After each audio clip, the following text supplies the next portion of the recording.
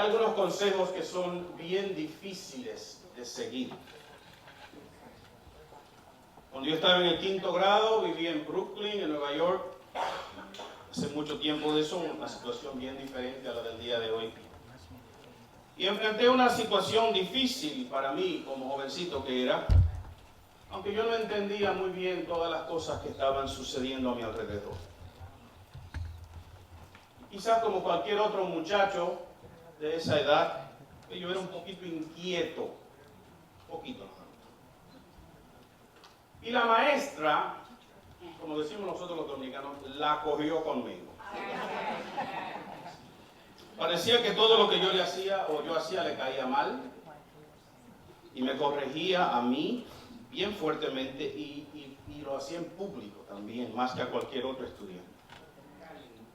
Comencé a enojarme y a resentir ese trato injusto y en un sentido esto empeoró mi situación y mi comportamiento hasta que la maestra decidió mandar una carta a la casa pidiendo una audiencia con mis padres. Ustedes me conocen. Y usted puede entender lo que eso significa. Bueno, significaba, yo no sé, porque hoy cuando los maestros se quejan de un estudiante, el papá va y critica al maestro, ¿verdad que sí? Pero en el tiempo de la mayoría de nosotros que estamos aquí, si un maestro mandaba una carta a la casa pidiendo una audiencia, ya usted sabía que tenía sus días medidos. Peor, y para el colmo de males, yo tuve que ir con mi papá a la audiencia porque él no hablaba inglés y yo tenía que traducirle.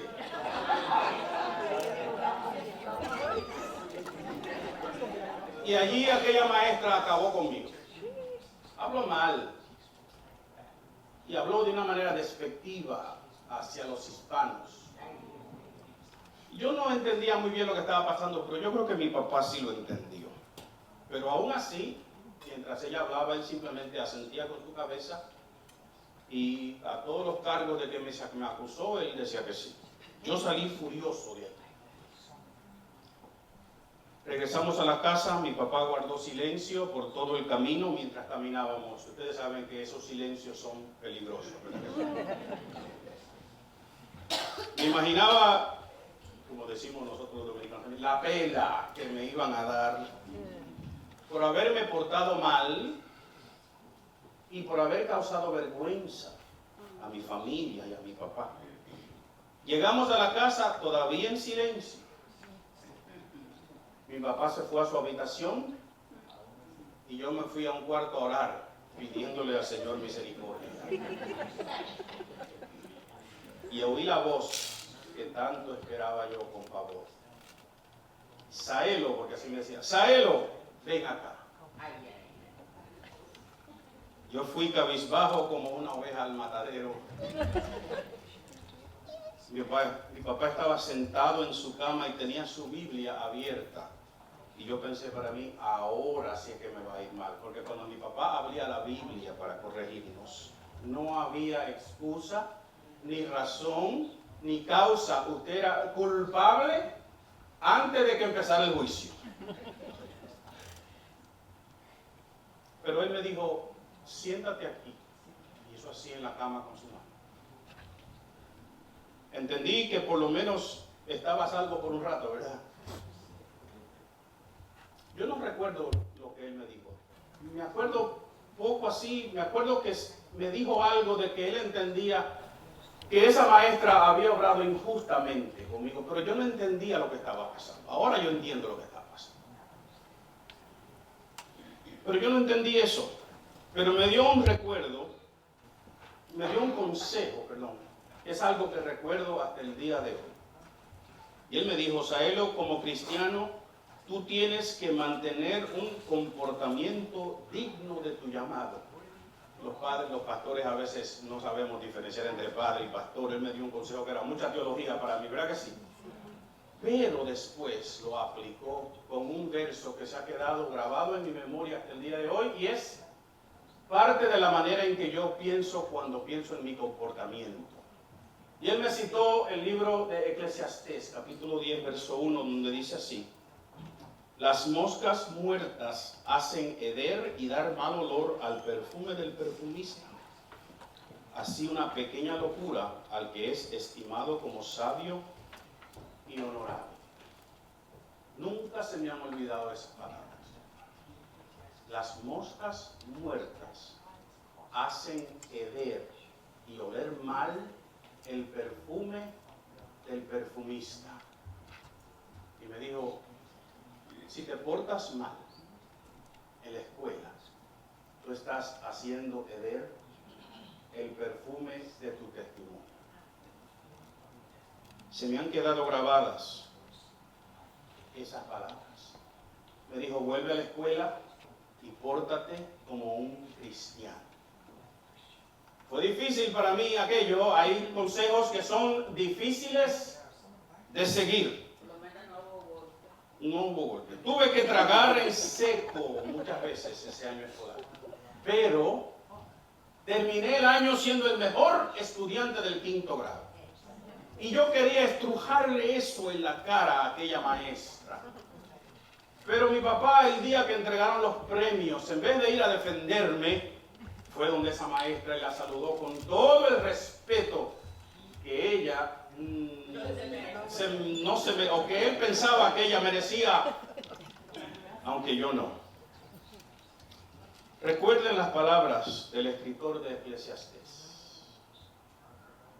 Las moscas muertas hacen heder y oler mal el perfume del perfumista. Si yo hubiese seguido con ese comportamiento, yo hubiese echado a perder mi testimonio como cristiano, aún siendo un muchacho de 11 o 10 años en el 5º grado. Hay cosas que son difíciles de hacer. Tuve que someterme a una persona y someterme en algo injusto. Y por eso yo quiero tratar el tema otra vez hoy bajo este lema que le hemos puesto a este estudio en la carta de Pedro, que como extranjeros y peregrinos que somos aquí, nosotros tenemos que tener una cierta conducta, un estilo de vida que nos haga ver y ser diferentes a lo que nosotros vemos a nuestro alrededor. Y hemos visto las últimas 2 semanas, este tema de la sumisión. Y yo entiendo que cuando a alguien se le dice que tiene que someterse a otra persona, a nosotros nos cae mal esa palabra. Y vimos la vez pasada que es por causa del Señor que debemos someternos a toda autoridad humana. Vimos que es la voluntad de Dios que vivamos así. Hablamos la vez pasada de que las cosas que Dios diseña y hace, y crea, no son malas. Dios no se equivoca. Así que si Dios ha diseñado un modelo donde Él espera que haya jerarquía, de la jerarquía divina, no la jerarquía nuestra, ¿verdad?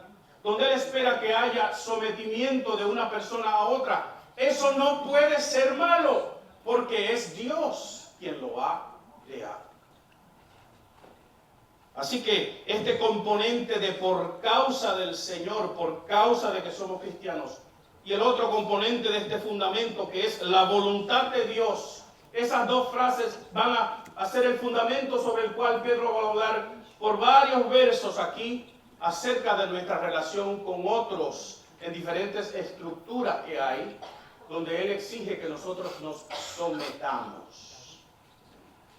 La vez pasada, el domingo pasado, hablamos de someternos a toda autoridad humana, incluyendo al emperador y al rey. Hablamos lo difícil que eso pudiese haber sido para Pedro decir en esos días, y quizás para nosotros hoy día. Es difícil también pensar que tenemos que someternos al gobierno que tenemos, porque quizás la mayoría de nosotros no estamos de acuerdo ni con el gobierno ni con la manera en que éste se desempeña. Aparte de su punto de vista político, quizás no nos gusta la manera de que vemos las cosas en el día de hoy, pero la Biblia nos dice, escúcheme bien, que tenemos que someternos a toda autoridad humana por causa del Señor y porque es la voluntad de Dios. Pero a veces es difícil, igual que ese consejo que me dio mi papá. ¿Por qué? Porque tenemos un mal concepto de lo que quiere decir someternos. Para nosotros someternos es bajar nuestra propia estima, pensar que tenemos menos valor. Le hemos asignado un concepto de valor al someternos. Tenemos un concepto de someternos de la jerarquía que vemos en el mundo donde vivimos, donde las personas que están por encima de nosotros, quizás en nuestro empleo o en cualquier otra relación, nos maltratan. No nos gusta la idea del señorío, de que alguien tenga señorío sobre mí. Nos molestan esos conceptos. Y finalmente recuérdense lo que dijimos primero la vez pasada, y es que la idea de someternos batalla en nuestra vida, específica y precisamente con nuestra naturaleza. Nosotros tenemos una naturaleza pecaminosa. Todos nacemos con una naturaleza pecaminosa. ¿Usted sabía eso? Y la Biblia dice que cuando usted confiesa a Jesucristo como su Señor y Salvador, usted es hecho una nueva criatura. Pero usted sigue luchando con esa naturaleza vieja, pecaminosa que está en sí. Y si recuerdan desde el mismo libro de Génesis, el pecado de Adán y Eva fue un pecado de desobediencia que se manifestó en un asunto de jerarquía. Ellos querían ser como igual a Dios. No querían someterse a Dios. Ese fue el engaño de Satanás para ellos. Si ustedes comen de este fruto, ustedes serán ¿qué? Igual a Dios. Y ningún ser humano puede ser igual a Dios. Pero ¿saben algo, mis queridos hermanos que estamos aquí en el día de hoy? Dios nunca se da por vencido. Díganme conmigo. Nosotros puede que tengamos modelos dañados de lo que es la sumisión, pero Dios no se da por vencido. Y nos da en este versículo que leímos hace unos momentos atrás, en este pasaje, nos va a dar un modelo que es un modelo perfecto. Un modelo de sumisión basado, escúchenme bien, nada menos ni nada más que en la persona de Jesucristo. ¿Usted dice amén? Amén. El modelo de sumisión que vemos en la Biblia está basado en las acciones, en las actitudes, en la manera de pensar de Jesucristo. Así que nosotros no podemos entonces tener una actitud de que la sumisión es mala. Tenemos que arreglar nuestro modelo y ajustarlo al modelo que nos da la palabra de Dios aquí en este pasaje.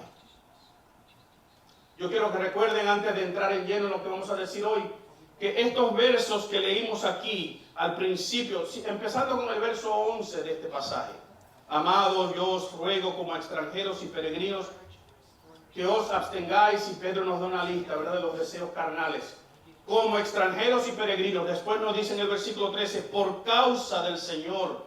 Después nos dice en el versículo 15, porque esta es la voluntad de Dios. Esos tres pasajes, esos tres versos son un fundamento para todo lo que Pedro va a decir de aquí en adelante. Y hay 3 o 4 modelos que él nos va a presentar. Vimos uno la vez pasada. Someteos a toda autoridad humana. Hoy vamos a ver uno que dice, criados, estén sujetos a vuestros amos. Y usted me va a decir, pastor, hoy no hay tal relación. Quizás mañana cuando usted va a su empleo, usted dice, sí, yo soy como un esclavo al frente de mi jefe. No sé, quizás usted tiene ese problema. Pero vamos a tomar unos principios que hay aquí para aplicarlos. Y después, en el próximo pasaje, Pedro les va a decir a las hermanas casadas que tienen que estar sujetas a sus propios maridos. Una hermana dijo amén. Y después nos llama a nosotros los esposos a tratar a nuestras esposas de una manera específicamente. Y después dice, finalmente, todos. Para que nadie crea que hay una serie de instrucciones para un grupo nada más, sino que lo que Pedro nos va a decir es, todas estas cosas, este modelo por causa del Señor, este modelo que es la voluntad de Dios, este modelo que es porque somos extranjeros y peregrinos, se aplica a cada uno de estos grupos. Cuando Pedro se dirige a las mujeres, le dice, igualmente, esposa. Igualmente que qué. Igualmente que lo que acaba de decir. En el verso 7 del capítulo 3 usted va a ver que le dice a los hombres, de igual manera que qué. Que las otras cosas que hemos visto al final. Y a la última vez en el versículo 9 o 10 o 11 del capítulo 3 dice, finalmente. Así que Pedro está diciendo, esto que yo les estoy diciendo se aplica igualmente a quienes. A todos. Y con esa idea entonces vamos a ver este modelo que está aquí en este pasaje. Yo quiero compartir algunas ideas con ustedes. Primero, este modelo describe una sumisión que merece aprobación. Y lo digo así, porque aquí Pedro nos va a decir que hay sumisión que no merece aprobación. Así que tenemos que hacer una diferencia. Miren conmigo otra vez los versículos 18 en adelante. Criados, estad sujetos con todo respeto a vuestros amos. Un criado, y en este caso específico, es un criado doméstico, una persona que trabaja en una casa. Y típicamente, en casi todos los casos, esta persona era un esclavo. El sistema de esclavitud en el tiempo de los romanos y los griegos es bien diferente a la esclavitud con la cual nosotros estamos asociados, aunque sigue siendo un esclavo. Pero los esclavos en aquel tiempo eran esclavos porque, uno, decidían serlo, era una manera de tú vivir, es hacerte esclavo de otro porque no podías pagar tus cuentas. Eras esclavo porque alguien había conquistado a tu pueblo y te había hecho esclavo. O eras esclavo porque naciste en un hogar donde tu padre y tu madre eran esclavos también y tú tenías que seguir el mismo orden. Había una manera de zafarse, de salir de la esclavitud, si tú tenías suficiente dinero, y muchos amos ayudaban a sus esclavos a salir de la esclavitud. Y algunos esclavos preferían quedarse en ese estatus. Es bien diferente al concepto de esclavitud que nosotros tenemos en este país, porque son cosas diferentes. Pero al fin y al cabo, ser esclavo es ser esclavo, ¿verdad que sí? ¿Y qué es lo que Pedro le dice? Criados, estad sujetos con todo respeto a vuestros amos, no solamente a los que son buenos y dulces y afables, sino a quienes, también a los difíciles de soportar. Y nota lo que dice el versículo 19, porque esto merece ¿qué? Aprobación. ¿Qué es lo que merece aprobación? Que estemos sujetos a nuestros amos, sean buenos o sean malos. Y no hay pastor. ¿Y soy yo que estoy diciendo esto? ¿Y es Pedro que lo está diciendo? Es Dios que nos está hablando a través de Pedro. Es una estructura quizás rara para nosotros, pero tomemos el principio que está detrás de esto. ¿Qué más? El versículo continúa. Porque esto merece aprobación, 19. Si alguno, a causa de la conciencia delante de Dios, sufre molestias padeciendo injustamente, pues qué gloria es si pecando sois abofeteados y lo soportáis más. Si haciendo lo bueno ustedes sufren y lo soportan, esto ciertamente es que aprobado. Así que el modelo de sumisión que es aprobado en que hay reverencia a Dios primero. Y yo quiero que ustedes vean conmigo la frase que está al principio. Criados, estad sujetos con todo respeto a vuestros amos. La palabra respeto ahí es la misma palabra que está en el verso anterior, donde Pedro dice, temed a Dios. Y yo creo que este respeto no es el respeto al amo, es el temor a Dios, aunque está escrito de una manera que parece que lo que Pedro está diciendo es que tenemos que tenerle respeto a nuestros amos. Y ciertamente esa es una manera de tú interpretar ese verso. Pero la palabra que se está usando ahí es la palabra temor, no la palabra respeto.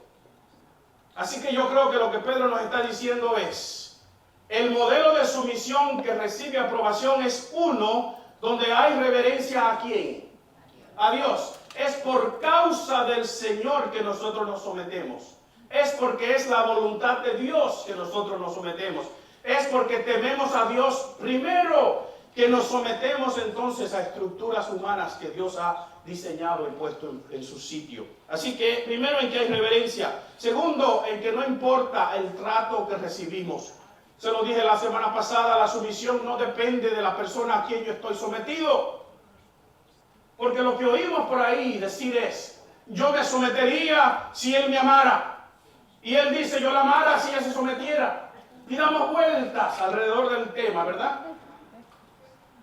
Yo fuera mejor trabajador si mi jefe fuera mejor jefe. Y lo que Dios me está diciendo es, la sumisión no depende de lo bueno que sea la persona a quien tú estás sometido. La sumisión depende de que yo te he puesto en una jerarquía que es divina, que no es mala. Las cosas de Dios no son malas, digan amén conmigo. No dejen que tu enemigo tome los modelos divinos y los dañe y entonces tú no quieras aplicarlos a tu vida. No dejes que el enemigo dañe el modelo del matrimonio. El matrimonio es una institución santa, diseñada por Dios. No un papel que tú llenas en una oficina cívica o legal en este país o en otro sitio. Y nosotros hemos dejado que el diablo trastorne, dañe, corrompa la estructura del matrimonio. Entonces, cuando pensamos en el matrimonio y pensamos en someternos, ¿qué es lo primero que viene a nuestra mente? Yo me someto si me ama.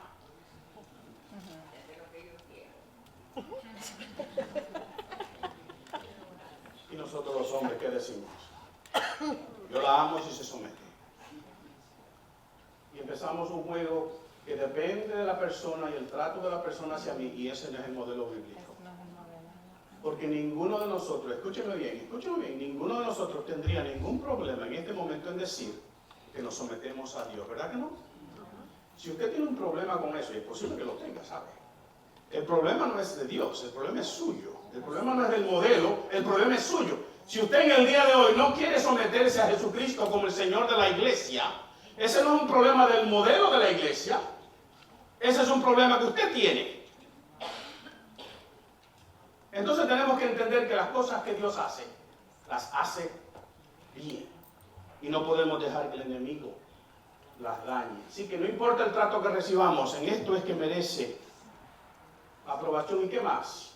Es en que sufrimos injustamente a causa de la conciencia delante de Dios. En otras palabras, Pedro está diciendo, el sufrimiento que vas a sufrir porque te sometes merece aprobación solamente si es por la causa de Dios, por tu conciencia delante de Dios.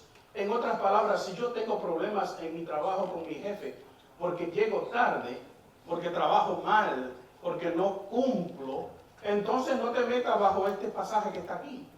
Eso no merece aprobación de ninguna clase.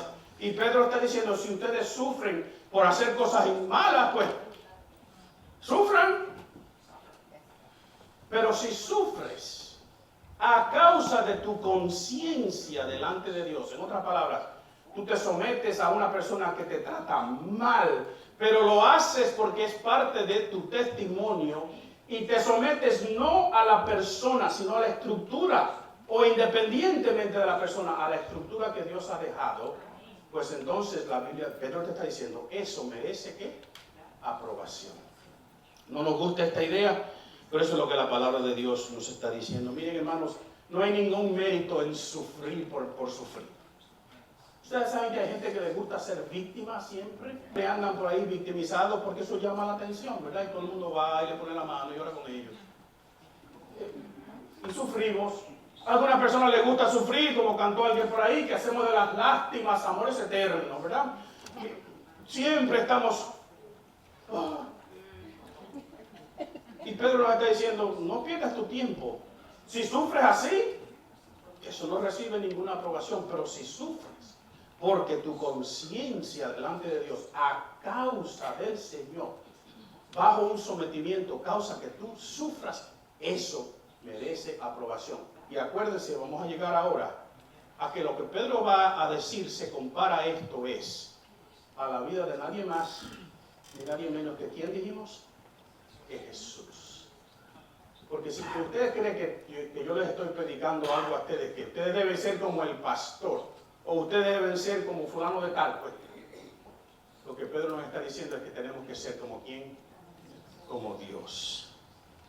Así que lo que parece entonces una instrucción específica de criados y amos, Pedro, en una manera brusca, pudiéramos decir así, brinca el tema inmediatamente y dice que este modelo describe una sumisión que responde al llamado de seguir el ejemplo de Jesús.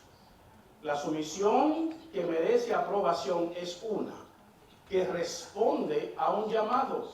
Tú fuiste llamado, escúcheme bien, a someterte bajo las estructuras que Dios ha diseñado. Eso merece aprobación. Y el modelo de eso es ¿quién? Jesús. Dígalo en voz alta, dígalo. Porque entonces se nos hace mucho más difícil decir que no voy a someterme, ¿verdad que no? Si tu modelo es Jesucristo, ¿puede haber un mejor modelo? Yo creo que no. Entonces vayan conmigo a los versículos 21 y 23, leámoslos otra vez. Pues para esto fuisteis llamados, porque también Cristo ¿qué? Padeció por nosotros, dejándonos ejemplo para que sigáis sus pisadas, el cual no hizo pecado, ni se halló engaño en su boca. Un paréntesis que Pedro hace ahí, ¿verdad? Citando un pasaje del libro de Isaías. En otras palabras, diciéndote, Jesús hizo esto, aún siendo Él sin pecado. Imagínense nosotros. Y el versículo 23 dice, quien cuando lo maldecían, no respondía con maldición. Y cuando padecía, ¿no qué? No amenazaba, sino que encomendaba la causa al que juzga justamente. ¿Cómo fue que Jesús padeció? No solamente padeció en la cruz, ¿saben? Porque sabemos perfectamente bien cómo Jesús padeció en la cruz, ¿verdad que sí? Ahí es vívido el ejemplo. Cayó, enmudeció, no se defendió. Pudo haber mandado a traer legiones de ángeles. Esa canción que cantamos hace unos momentos atrás, ¿verdad? El Dios de ejércitos. Él pudo haber mandado un ángel que viniera a resolver su problema con las autoridades ese día y no lo hizo. Cuando lo acusaron no se defendió. Cuando Pilato le preguntó, ¿tú eres el Cristo? ¿Qué dices tú? ¿Tú eres el rey de los judíos? ¿Tú lo has dicho? No se defendió. El ejemplo en ese caso es específico, pero también vemos en la vida de Jesús que desde el mismo principio su ministerio fue uno donde Él fue rechazado. Nosotros vemos y a veces leemos los evangelios y vemos todos los milagros de Jesús y todas esas cosas espectaculares y decimos, wow, qué ministerio. Pero en su propia casa fue rechazado. Sus hermanos y sus hermanas dijeron, nosotros no creemos en esto. Su propia familia lo rechazó. En un momento dado Jesús le dijo, ustedes me siguen por los milagros. Miren cómo se va la gente, váyanse ustedes también si quieren irse. Fue rechazado. Tuvo una constante polémica con los estudiosos y las personas de la alta jerarquía religiosa. Nunca lo aceptaron como el Mesías. Nunca lo aceptaron como el Hijo de Dios. Todo el ministerio de Jesús fue un ministerio donde Él fue rechazado. Y aún así, ¿qué hizo? Se sometió a la voluntad de su Padre para hacer el trabajo al cual había sido enviado. Así que, ¿cuáles son las cosas que vemos en este llamado que nosotros debemos modelar? Primero, tenemos que padecer como Jesús padeció. Y miren, hermano, Dios no nos está pidiendo que subamos a una cruz a morir por nadie. Digan amén, qué bueno. No es ese modelo, por eso mencioné los otros. Porque en la vida de Jesús usted ve una actitud de sumisión siempre. Sumisión a la voluntad de su Padre. Leímos unos versos la semana pasada donde Jesús dice, yo me someto y hago lo que Dios, mi Padre, me manda hacer. Jesús mismo se sometía. Ellos vieron eso cuando los judíos, sus discípulos quisieron hacerlo rey. Él dijo, no, yo no vine a ser rey en este país, en este pueblo, en esta nación. Así que tenemos que padecer de la misma manera. Es una actitud que tenemos que tener de padecer. ¿Qué más? Jesús no siguió los modelos humanos. ¿Cuáles son los modelos humanos?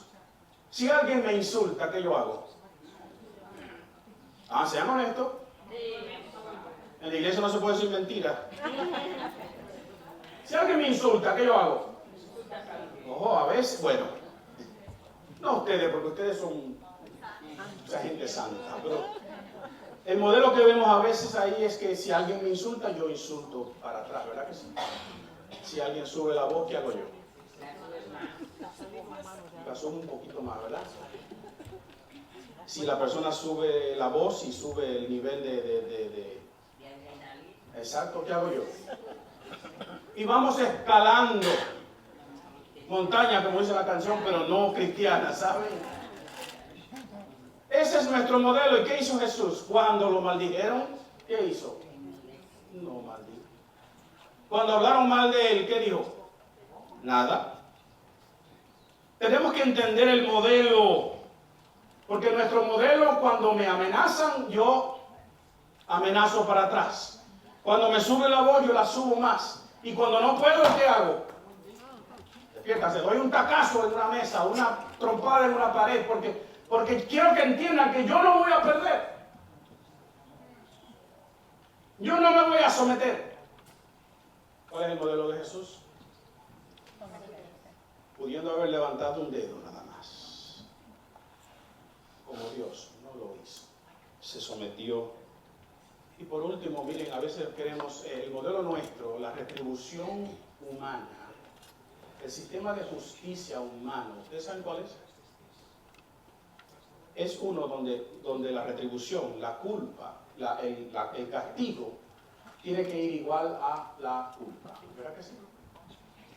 Por eso tenemos leyes en algunos estados en este país donde si tú asesinas a alguien en primer grado, first degree homicide, tú eres sujeto a ¿qué? A muerte tú también. En otras palabras, en nuestro sistema de justicia, la culpa es igual a el pecado que se cometió, el crimen que se cometió. ¿Y qué fue lo que hizo Jesús? En vez de hacer ese tipo de justicia, miren lo que dice el versículo al final del 23, sino que encomendaba su causa ¿a quién? A Dios. ¿Tú quieres justicia? Escúchame. ¿Tú quieres justicia? ¿A quién debes encomendarle tu causa? A Dios. Porque la justicia humana siempre,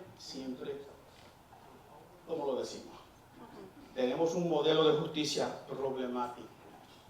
Nuestra justicia humana no es como la de Dios, la justicia de Dios es santa. ¿Y qué hizo Jesús en esa situación? Encomendó su vida a quién. Dios es mi justicia. Aprende a decir, Dios es mi justicia. Estás en una situación donde Dios demanda de ti someterte y es injusto lo que te está sucediendo. ¿Qué tú debes hacer? ¿Romper la estructura de Dios o someterte? Someterte. ¿Someterte porque la persona te trata bien? No, esa no es la estructura. Y si hay una injusticia, ¿de quién va a ser la justicia entonces? Debe ser la justicia de Dios. Dios es perfectamente justo y tú y yo no lo somos. Y por último, miren, nuestra sumisión es un modelo que describe una sumisión que nos recuerda nuestra identidad. Y esto para mí es glorioso. No hay nada que me llame más la atención a mí que Dios me diga la razón por la cual yo quiero que tú hagas esto. Es porque tú eres mi hijo. Usted nunca le ha dicho a un hijo suyo, pórtate bien porque tu apellido es... ¿Nunca le han dicho eso a su hijo? Pues dígaselo de vez en cuando, es bueno. Recuérdate que donde tú vayas, tú representas nuestra familia, no eres tú nada más. Recuerda tu estatus, recuerda lo que tú eres. Y miren lo que dicen los versos 24 y 25. Este Jesús llevó él mismo nuestros pecados en su cuerpo sobre el madero. ¿Qué dice? Para que nosotros, diga conmigo, para que nosotros. estando muertos a los pecados, vivamos a la justicia, y por cuya herida fuisteis sanados. ¿Qué es lo que Pedro está describiendo ahí? Que Cristo llevó nuestros pecados al madero en sí mismo. ¿Qué es lo que Pedro está describiendo? ¿Qué palabra? No, ustedes son teólogos todos. ¿Qué es lo que está describiendo? El Jesús haber llevado tus pecados a la cruz, ¿qué fue lo que hizo contigo? Nos redimió, muchas gracias. Tú eres un redimido en el día de hoy si has confesado a Jesucristo como tu Señor y Salvador. Di conmigo, yo soy redimido. Ese estatus nada ni nadie te lo puede cambiar. Eso es parte de tu identidad. Jesús fue a la cruz y murió por tus pecados para que tú tuvieses la oportunidad de ser un redimido, un comprado de nuevo cuando no tenías ningún valor. Gloria a Dios.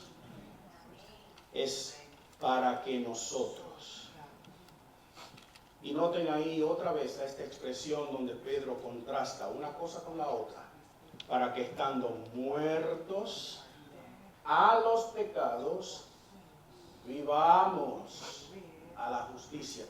Esta idea que tenemos en la Biblia de ir en dos direcciones a la misma vez, que es imposible físicamente, pero no espiritualmente. Nos alejamos del pecado para acercarnos a Dios. Somos justos porque estamos muertos al pecado. Dígame conmigo. Eso te da identidad. Tú eres un redimido. Y si fuera poco, miren el versículo 25. Tú eres un hijo de un Dios que te cuida, que te pastorea. Dígame. El versículo 25, porque nosotros éramos como ovejas descarriadas. Pero ahora, diga pero ahora conmigo. Oh, I love the buts in the Bible. But this, but now. Pero ahora. Tú habéis sido habéis vuelto al pastor y obispo de vuestras almas. Para los que les gusta la gramática, habéis vuelto es un verbo pasivo. En otras palabras, no eres tú que estás haciendo la acción, alguien te la está haciendo a ti. Dios te ha hecho volver a tu padre y a tu pastor y aquí a tu obispo, aquel quien vela sobre ti. ¿Por qué? Porque la sumisión nos recuerda quiénes son. Somos hijos de Dios. Tenemos un modelo que es divino. Este modelo de sumisión entonces no es malo, ¿verdad, mi hermano? ¿Cómo es posible que el modelo de sumisión que me hace recordar a mí que soy un hijo de Dios pueda ser algo negativo?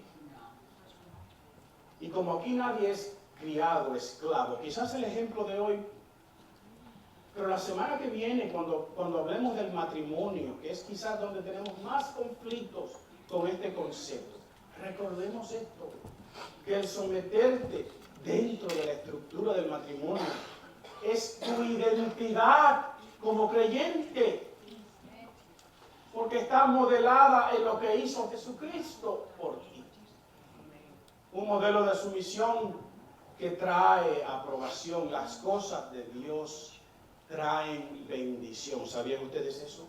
No dejen que el enemigo te convenza de que Dios es simplemente un Dios de decirte no hagas, no hagas, no hagas, no hagas.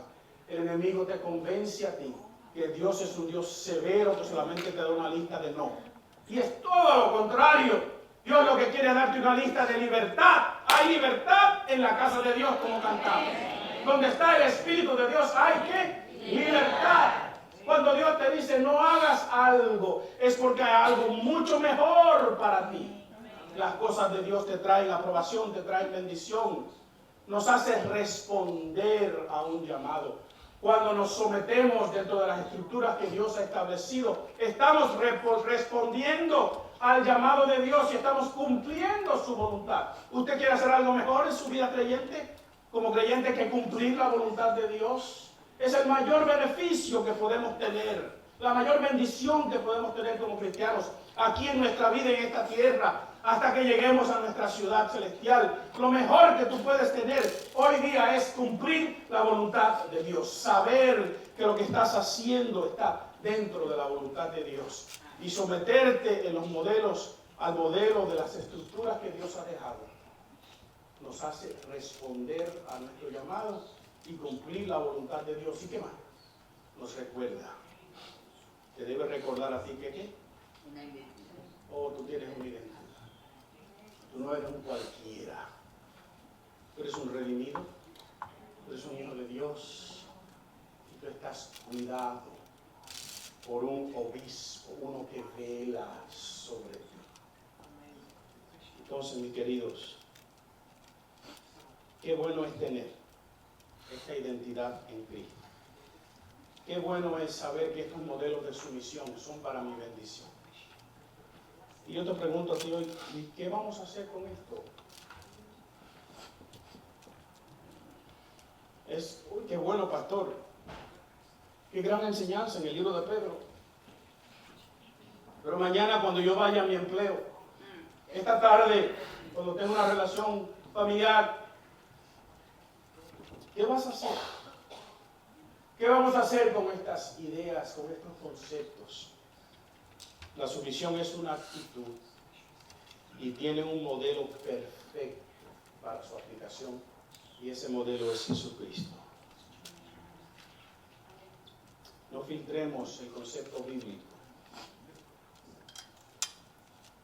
Este concepto bíblico de la sumisión no lo filtremos a través de nuestras maneras dañadas de ver las cosas.